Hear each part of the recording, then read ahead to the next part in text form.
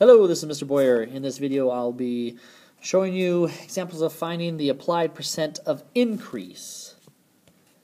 So, increase means things like adding a tip to a bill, sales tax on things. You buy something like an iPod, you got to pay sales tax on it, and like increases in things, increase in population, increase of however many baseball cards you own or whatever.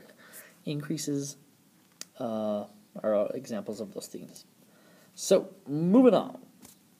To find the percent of increase, you take the original amount that you start with and add it to our percent equals is over of problem. So you get a question, you set up a percent equals is over of scenario, and whatever answer you get, you're going to add that to your original amount. And we add because this is an increase question. So, here's our question. Increase 40 by 15%. So our first thing we need to do is rewrite this into a percent equals is over of. So this is saying 15% of 40 is what? So once we do that, we know that's my 15%. That's my of. This is my is. Once we separate those, we can begin doing this part of the equation. So 15%, my is an x, because what means x is over of. Here's a proportions question. 15 times 40 divided by 100, and that gives me 6, I believe. I should do this. Yes, 6. Boop. So obviously 6 is not an increase of 40, so I need to do my original, which is 40 plus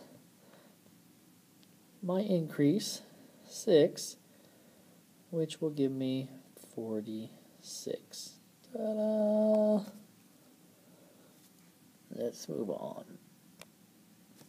All right, a $65 restaurant tab is put on the table. The couple plans on leaving an 18% tip, which is good, by the way. Don't leave a 10% tip. You don't want to be a cheapie. Anyways, okay, 18% tip. How much should be left altogether? So this is setting up a percent equals is over of question. 18. Ooh, let me do this in black here. 18% of 65 is what? So here's my percent. Here's my of. And my is the x. So 18% is the x. Of is 65. Let's do this.